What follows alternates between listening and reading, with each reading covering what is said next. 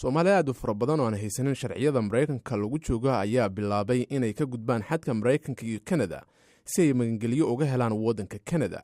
Mareykanka ayaa tan iyo markii madaxweyne loo doortay Donald Trump laabay musaafiriinta dadka sida sharci darrada ay ku jooga waddankiisa. Abril sanadkii 2017 ayaa afhayeenka waxda fulinta arrimaha socdaalka iyo customka ICE Brendan Reedy waxa uu VOA u sheegay in laga soo bilaabo kowdii bishii Abril sanadkii 2007 ilaa 4801 qof oo Soomaaliya ay heleen amarkii ugu dambeeyay waddanka looga musaafirin lahaa. Afhayeenka ayaa sheegay in isla waqtigaasi 237 qof oo Soomaaliya dib loogu celiyay waddankoodii. dadkan qaarkood ayaa waxa ay ka soo gudbeen xadka Mexico iyo Mareykanka halka kuwa kalena ama sharciyadii lagala laabtay ama loo diiday.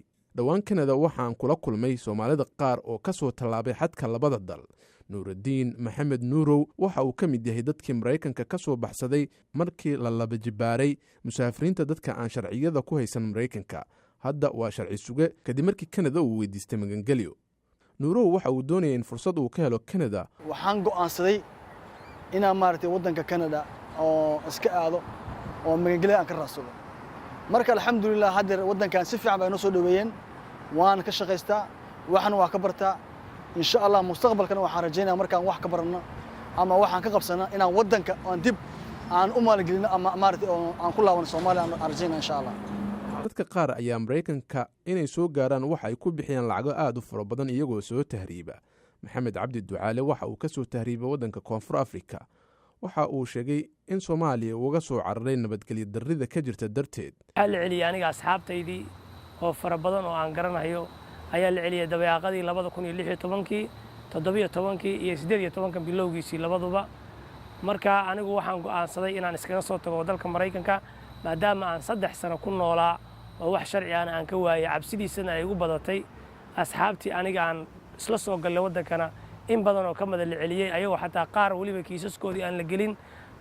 tirada dadka soo galay Canada ee ka soo baxsanaya Mareykanka ayaa aad u korortay.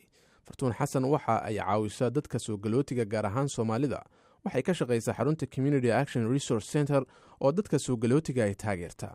aniga laba bilood gudaheeda waxaan qaabilay 450 Soomaali. marka markii la gaaro sanadka ahaan waxaa la iga rabaa assessment waxaa la iga rabaa 1250 inaan helo hal sano gudaheeda. laakiin ka badanaa helay hadda markii la kalkulaaray sanadkan waxaa helay badanaa dhalinyarada Soomaalida waxay uga soo wada carareen horta nuskood waa xirnaayeen qaar waxay xirnaayeen hal sano qaar waxay xirnaayeen 2 sano. marka dhibaatada ee badanaa Mareykanka uga soo carareen waxa waaye waa la wada xiray.